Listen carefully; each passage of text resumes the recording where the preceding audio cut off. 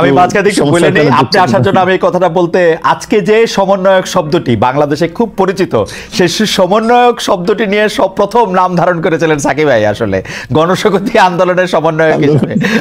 যেটি আসলে সাকিব ভাই এটার পেটেন্টও দাবি করতে পারেন, মানে যে কোনো সময় যে কোনো সমন্বয়ক যে কোনো জায়গায় আমি সমন্বয়ক বলছি বললে আপনি আসলে বলতে পারেন যে আমি হচ্ছি দাদা সমন্বয়ক বা বাবা সমন্বয়ক। যাই হোক, নূর আপনি কন্টিনিউ করেন। Thank you so much. জি, সাকিব ভাই তো এখনো আছে প্রধান সমন্বয়ক, তো সমন্বয়। Thank you.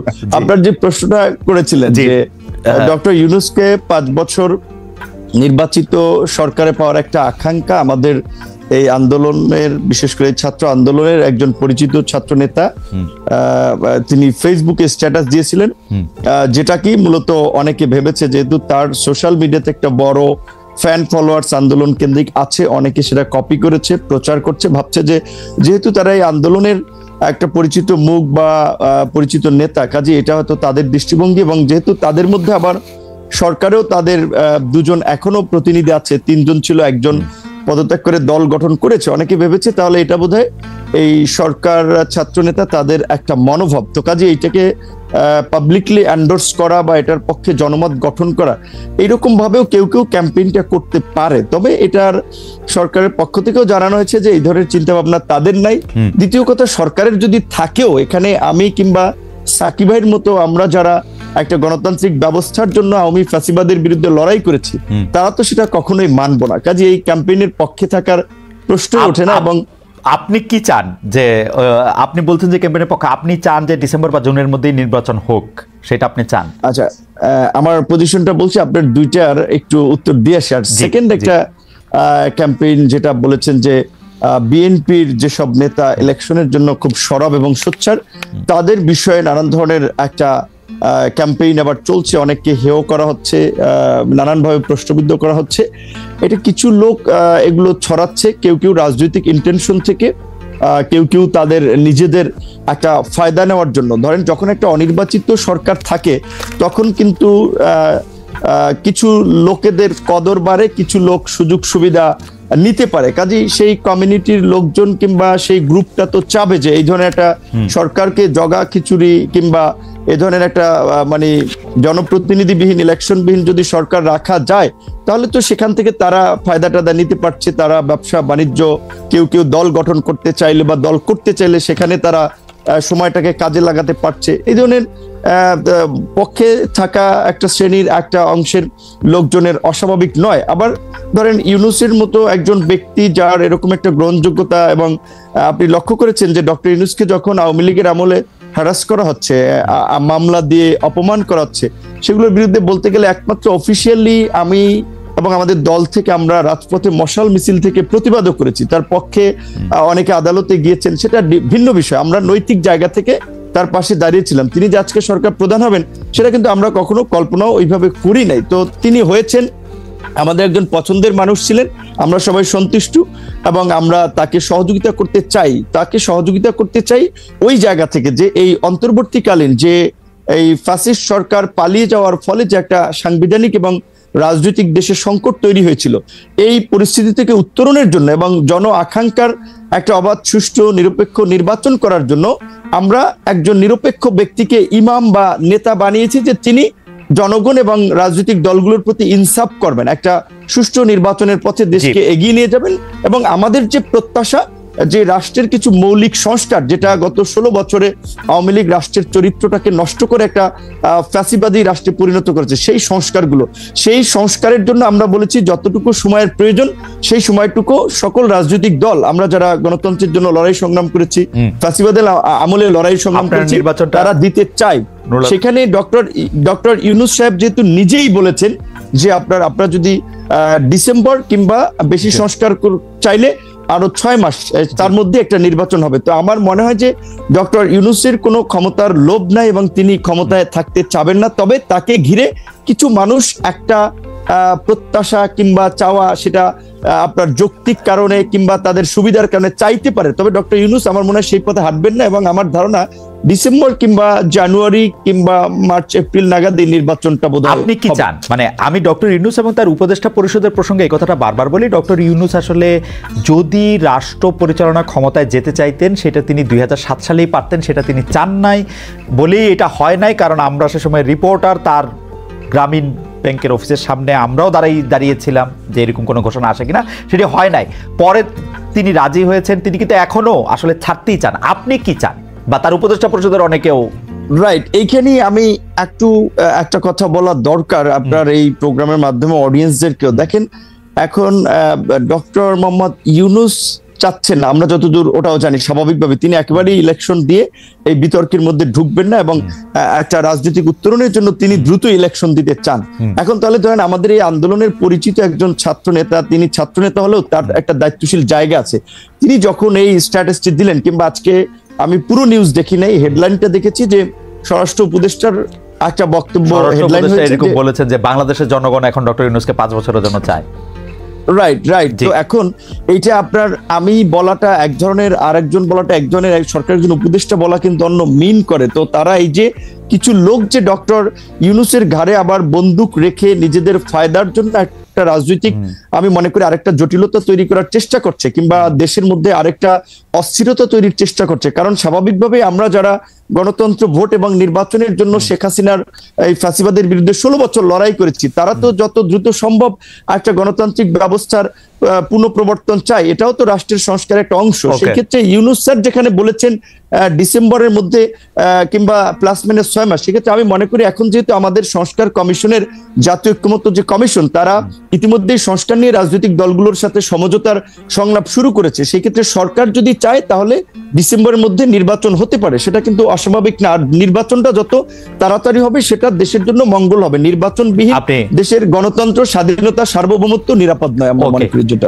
নির্বাচন যত তাড়াতাড়ি হবে তত দেশের জন্য মঙ্গল হবে। সাকিব ভাই, আপনার সাথে তো মানে নূরের সাথে আরেকটা প্রশ্নের ব্যাপারে একটু কথা বলে আপনার কাছে আসছি, তবে তার আগে একটু দর্শকরা কি বলেছেন একটু দর্শকের জরিপ একটু বলে দিতে চাই যে ভারতের বিমানবন্দর ও অন্যান্য বন্দরের জট কমাতে বাংলাদেশের ট্রান্সশিপমেন্ট সুবিধা বাতিল করা হয়েছে। প্রিয় দর্শক, দিল্লির এই দাবি সঠিক বলে মনে করেন কিনা? শতকরা 14% দর্শক মনে করছেন এটি সঠিক দাবি, 86% মনে করছেন যে এই দাবি সঠিক নয়। আচ্ছা, আমি একটু জনাব নুরুল হক নূরের কাছে একটু ফিরি। জনাব নুরুল হক নূর কিন্তু স্পষ্ট বললেন যে তিনি যত দ্রুত নির্বাচন হবে তত মঙ্গল, কিন্তু সাকিব ভাই এত স্পষ্ট করে কিছু এত স্পষ্ট করে বলেছেন কিনা কিছুটা, নূর আপনি জানেন সাকিব ভাইয়ের কথা কিছুটা মাথার উপর দিয়ে গিয়েছে আমাদের, যে এটা আসলে ঠিক উনি কি চেয়েছেন, উনি নিশ্চয়ই পরবর্তী সময়ে বা যখন সময় আসবে তখন তিনি এটি আরো একটু পরিষ্কার করে আমাদের জন্য বলবেন।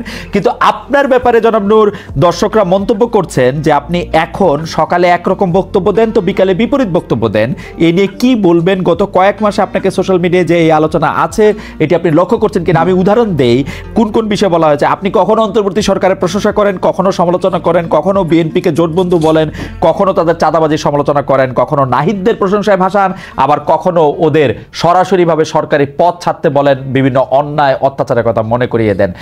আমি মনে করি এর সবই ঠিক আছে। আপনি কি মনে করেন যে আপনি কি আসলে সকালে এক কথা বলছেন, বিকালে এক কথা বলছেন? এইটার ইন্টারপ্রিটেশন কি এরকম হইতে পারে যে আপনি কারো না কারোর সাথে কোনো না কোনো ভাবে কোনো না কোনো নেগোসিয়েশনের মধ্যে আছেন? জনাব নুরুল হক নূর। রাইট, এখানে একটা কথা পরিষ্কার যে দেখেন, আমি কিংবা আমাদের দল গণ অধিকার পরিষদ, আমরা রাজনীতিতে কিভাবে এসেছি এটা আপনি সহ ইনক্লুডিং পুরো দর্শক জানে।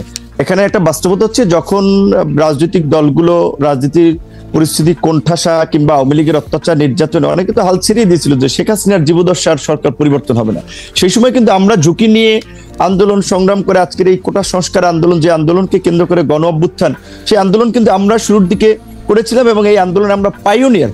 আমরা কোনো সুযোগ সুবিধা কিংবা প্রলোভনে এই পর্যন্ত পড়েছি বা বিক্রি হয়েছি এটা কেউ বলতে পারবে না। এখন একটা বিষয় হচ্ছে কি, ধরেন এই শেখ হাসিনা এই পরিস্থিতির পূর্বে স্বাভাবিকভাবেই বিএনপি, জামাত থেকে শুরু করে অপোজিশন সবাই আমাদেরকে ফাইন্যান্স করেছে, সাপোর্ট দিয়েছে, সহযোগিতা করেছে। কারণ একটা রাজনৈতিক স্বার্থের জায়গাও যদি বলেন কিংবা বাস্তবতা বলেন, সেই জায়গা থেকে যে এখন ছাত্র একটা আন্দোলন গড়ে তুলতে পারে ডাকসু থেকে বা ডাকসুর নেতৃবৃন্দ, ছাত্র নেতৃবৃন্দ, সেই জায়গা থেকে আমরা সমর্থন পেয়েছি। 5ই অগস্টের পরে যখন আবার একটা রাজনৈতিক নতুন ছাত্রদের একটা উত্থান হয়েছে, কিংবা রাজনৈতিক দলগুলো আগে যারা কোণঠাসা ছিল, প্রকাশ্যে সভা সমাবেশ মিছিল মিটিং করতে পারতো না, এখন সবাই যেটা একটা ওপেন ফিল্ড পেয়েছে, কাজে রাজনৈতিক প্রতিযোগিতার জায়গা থেকে এখন সেই সময় যারা সহযোগিতা করছে তাদের অনেকেই কিন্তু এখন আবার ভিপি নূরদেরকে একটা মাথা ব্যথার কারণ মনে করে, যে কারণে অনেকে একটা ড্যামেজ করতে চায়, ক্যারেক্টার অ্যাসাসিনেশন করতে চায়। আগে যেটা আওয়ামী লীগ করেছে যে কে বিকাশ এইটা ওইটা নানান ভাবে, এবং আপনি দেখেছেন কি হাস্যনষ্ট করেছে গত 7টি বছর। এখন অনেক কিছু বলেছে, কিন্তু একটা ঘটনারও কিন্তু প্রমাণ করতে পারে।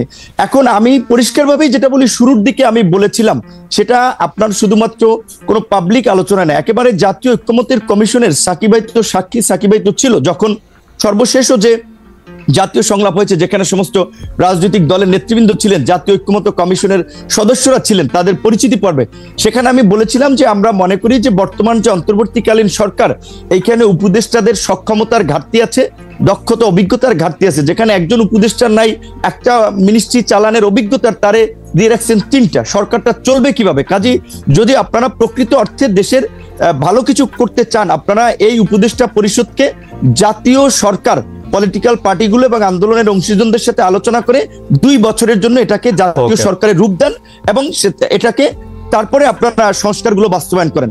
যেহেতু জাতীয় সরকারের পজিশনে আমি 2 বছরের সময়ের ক্ষেত্রে কিন্তু আমি একমত বলেছি, এবং এটা আওয়ামী লীগের আমলে আমি বলেছিলাম যে 2 বছরের জন্য জাতীয় সরকার। যেহেতু জাতীয় সরকার হয়নি, এখন একটা সরকার হচ্ছে নির্দিষ্ট আপনার বলা চলে বলয়ের লোকজনের, এবং সেখানে এই যে ছাত্ররা এনসিপি একটা দল গঠন করেছে, আবার এনসিপির 2 জন উপদেষ্টা আছে, তো এনসিপি সরকারের থেকে দল বানাবে, সরকারের সুবিধা নিয়ে দল বানাবে, এটা কি কোনো দল মানবে? যেই কারণে কিন্তু আমরা বলেছি শুরুর দিকে সরকারের যে গ্রহণযোগ্যতাটা ছিল বা রাজনৈতিক দলগুলোর যে সমর্থনটা ছিল, এখন কিন্তু সরকারের কিছু কর্মকাণ্ড উপদেষ্টাদের বক্তব্যে এখন সেই সমর্থনটা তারা হারাচ্ছে। সেই জায়গা থেকে আমি বলেছি যে শুরুর দিকে আমরা 2 বছর জাতীয় সরকার, এবং গতকালকে আমাদের সংস্কার কমিশনের যে প্রস্তাবনা, সেখানেও আমরা বলেছি যে সরকার যদি আপনার এই সংস্কারগুলো বাস্তবায়ন করতে চায়, তবে অবশ্যই এই সরকারকে জাতীয় সরকারে রূপান্তর করে অধ্যাদেশের মাধ্যমে এই সংস্কারগুলো বাস্তবায়ন করবে রাজনৈতিক ঐক্যমত্যের ভিত্তিতে, অন্যথায় তারা পারবে না। কিন্তু সেই জায়গা থেকে আমি এইটুকু বলবো যে যারা এখন সত্যিকার অর্থে যারা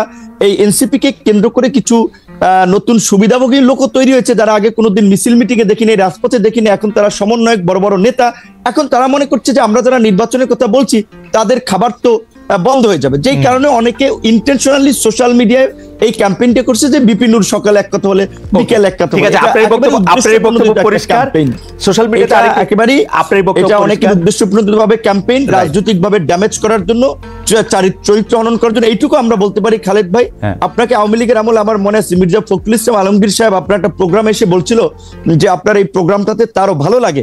এখন দেখেন আপনাকে কিন্তু অনেকে গালি দিচ্ছে, আবার আওয়ামী লীগের দালাল কাছিবাদের দোষর বলে। অথচ আপনি যখন আওয়ামী লীগের আমলে ছাত্রলীগ কিংবা অনেককে এসে করা প্রশ্ন করেছেন, তখন আমরা তালি দিয়েছি, এখন আবার আমরা গালি দিই।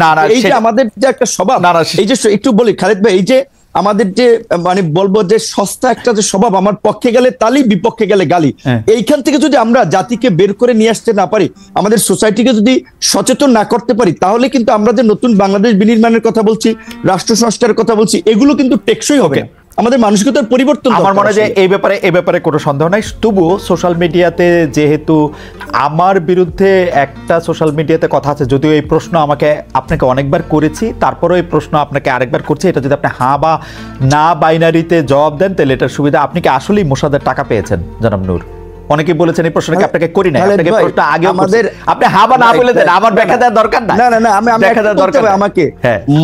এই কথাগুলো বারবার আনাই হচ্ছে আমাদের রাজনীতির ড্যামেজ করার জন্য। আসলে এইটা নিয়ে অনেক উত্তর দিয়েছি, ব্যাখ্যা দিয়েছি। আমি এটা বলবো যে যারা এগুলা আমার বিরুদ্ধে অভিযোগ যে আমি আপনাকে নাকি এই প্রশ্ন কখনো করি নাই, যদিও আমি আপনাকে এই প্রশ্ন অসংখ্যবার করছি, আমার বিরুদ্ধে এটা হচ্ছে আপনার অভিযোগ। অর্থাৎ আপনি কি না বললেন কিনা যে না, মানে না বলছেন না হ্যাঁ বলছেন, সেটা একটু বলুন। এটা তো ভাই, এটা অসংখ্যবার বলেছে, এটা বিভ্রান্তিকর বিষয়, এটা একটা প্রোপাগান্ডা ছিল, সেটা তো প্রমাণ। ওকে।